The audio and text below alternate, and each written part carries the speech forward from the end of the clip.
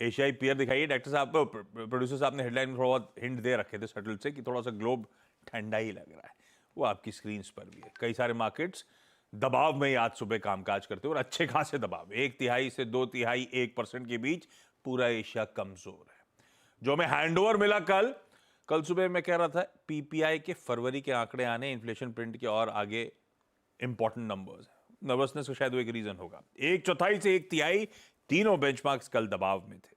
आज सुबह भी सबड्यूट से यूएस के फ्यूचर्स ट्रेड करते हुए। ऐसे में पहले नीरज जी समझ लें ग्लोबल हैंडओवर कैसा है, उसके बाद स्ट्रैटेजी पे चलेंगे। Neeraj ji good morning. Good morning. सब ठीक? फ्राइडे है यार आज तो। आज बहुत ट्रिकी डे है। इंडिया में बहुत सारे पॉजिटिव क्यूज हैं और ग्लोबल में बहुत सारे नेगेटिव क्यूज हैं। लो उल्टा है आज। चलो, कल तक होता था कि बुरा नहीं लग रहा है, ये सुन के बुरा नहीं लग रहा है वैसे। कल तक उधर सही होता था, इधर खराब होता था, इधर अच्छे बहुत सारे क्यों, उधर अच्छे बुरे हैं।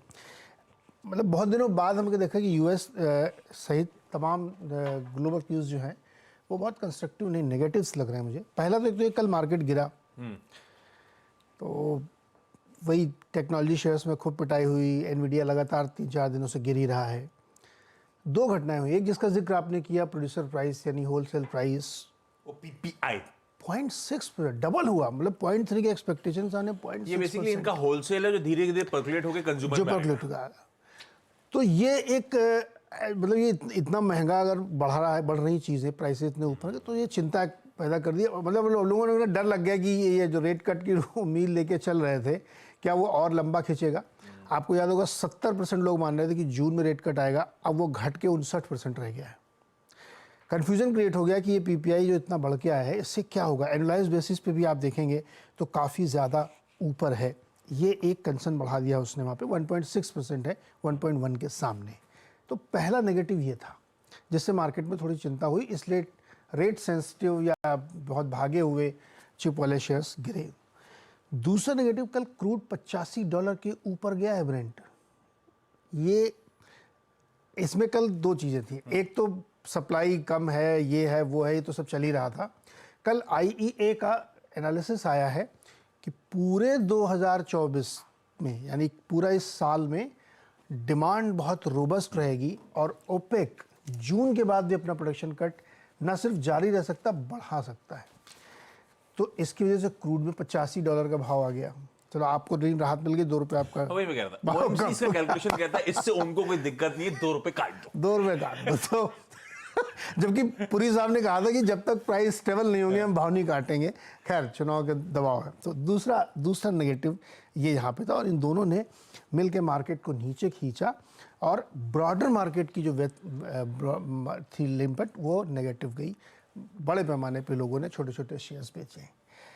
तीसरा, अब आपके लिए एक और बता दूं मैं, मंगलवार को जापान के बैठक में फैसला होगा रेट पर, पॉलिसी मंगलवार और चेंज। वेडनेसडे दो फिर पॉलिसी आउटकम्स अगले हफ्ते अवेटेड है। सोमवार से बैठक शुरू हो रही है, मंगल को बैंक ऑफ और जापान का उनकी फैसला मंगल को आएगा। शुरू होकर बुधवार को आउटकम आएगा। यस, तो 0.1% नेगेटिव से 0.25% पॉजिटिव अरे वाह, रेट पॉलिसी की इसीलिए जा सकती बाजार है। जापान के ये जो किसान एशिया गिरा है ना, ठोका पड़ा है, ये इसलिए गिरा है। ये यूएस में तो इतना ज़्यादा तबाही नहीं थी। ये जो जापान की मीटिंग की खबर आ रही है ना, ये होगा नहीं होगा भविष्य में देखेंगे, लेकिन अगले 3-4 दिन के लिए आपने माहौल बना दिया।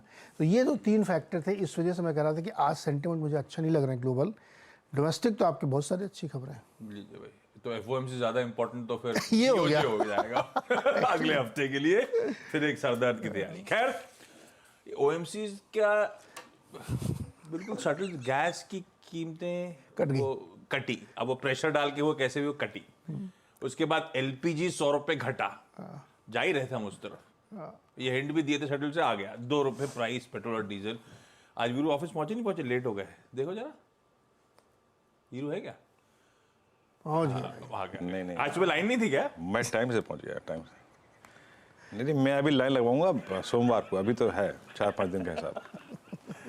अच्छा, दूसरी इंपॉर्टेंट, बहुत सारे इंपॉर्टेंट डेवलपमेंट्स। दूसरा वो हमारा मेगा ओपिनियन पोल, एक पार्ट परसों प्ले आउट हो गया, एक पार्ट बचा हुआ कल प्ले आउट हो गया। हेडलाइन में लिख दिए 400 के ऊपर का आंकड़ा, 411 330 से 370, 370 वो लोग मान रहे थे, आप अपन मान के चल रहे हैं 400 प्लस की तैयारी हो रही है। At least opinion poll light shed कर रहा है। ओपिनियन पोल कह रहा है 411 सीटें आएंगी और स्प्रेड है अक्रॉस द कंट्री।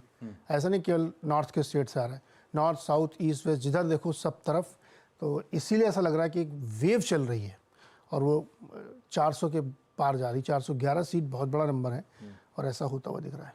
तो पेट्रोल डीजल गिराने की जरूरत क्या थी? इंश्योर करने के लिए 25 कर ले क्या बुरा, 425 भी हो सकता और वैसे ये बात सही है कि ओवर द इयर्स बहुत स्ट्रिक्ट रहे, है। कितना भी हुआ पास ऑन नहीं करा था, तो अब हो सकता है अब समय आ गया था, इसकी तैयारी कर रखी है, वॉर चेस्ट डेवलप। 2022 से नहीं किया था जी जी, रेट कट। ठीक है, कुछ चीजें सब पर है तो लेते कि पॉलिटिकल पार्टीज ही they have to fight it out, तो उसके लिए जो करना है। अच्छा है, वैसे कंज्यूमर के लिए बढ़िया खबर आती हुई। अब दूसरा एक और डेटा, म्यूचुअल फंड के स्ट्रेस टेस्ट के आज आंकड़े आने हैं, कल देर रात से आने शुरू हो चुके हैं।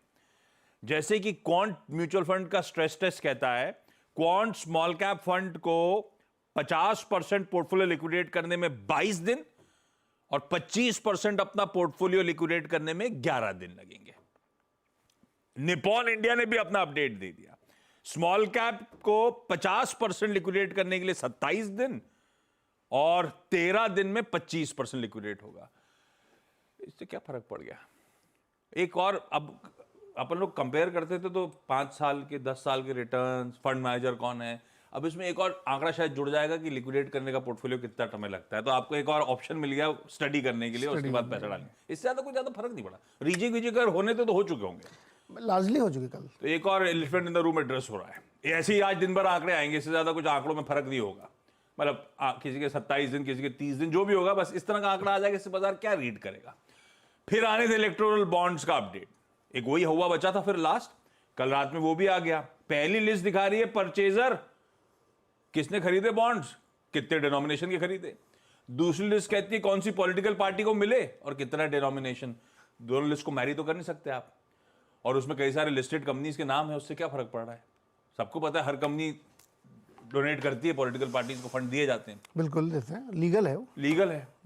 इससे फिर क्या, इस आंकड़े से भी क्या बाजार को प्रॉब्लम? कोई प्रॉब्लम नहीं। मुझे तो बल्कि इंटरेस्टिंग नाम नजर आ रहा था, एक फ्यूचर गेमिंग एंड वो क्या लॉटरी किंग का क्या पैसा, कितना 1100 करोड़ दिए, 1300 करोड़, 1300 करोड़ दिए। अदरवाइज इस आंकड़े में भी ऐसा कुछ नहीं है। तो लार्जली मैं कह रहा हूं जितने बाजार में हवे बना रखे थे वो सब एड्रेस हो रहे हैं, वो आज सारे प्ले आउट हो रहे होंगे। मुझे नहीं लगता उससे कुछ बहुत ज्यादा मीनिंगफुल नहीं, बॉन्ड वाला तो शेर आया, शेर आया की बजाय कि एक्चुअली फैज अहमद फैज का शेर आया ढूंढ रहे थे, कुछ मिला कुछ। तो ये सब चीजें एड्रेस हो रही है, बस एक ही चीज एड्रेस नहीं हो पा रही। कल एक तो मोमेंटम थोड़ा सा दिन के दौरान लगा फिजल आउट हो गया, रिस्क वीरू लार्जली अब लग रहा है हमारे पीछे छूट गए।